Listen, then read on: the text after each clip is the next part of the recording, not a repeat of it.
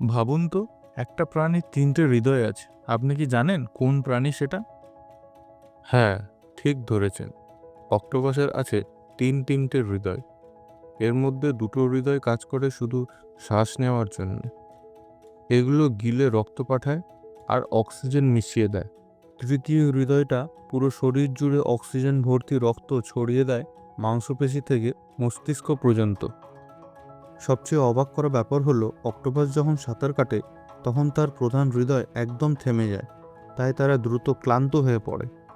আরেকটি মজার তথ্য হলো মানুষের রক্ত লাল, কিন্তু অক্টোপাসের রক্ত নীলচে, কারণ এতে থাকে হিমোসায়ানিন নামের এক তামাভিত্তিক প্রোটিন। তাহলে এবার জানলেন তো অক্টোপাসের 3টে হৃদয় থাকার রহস্য।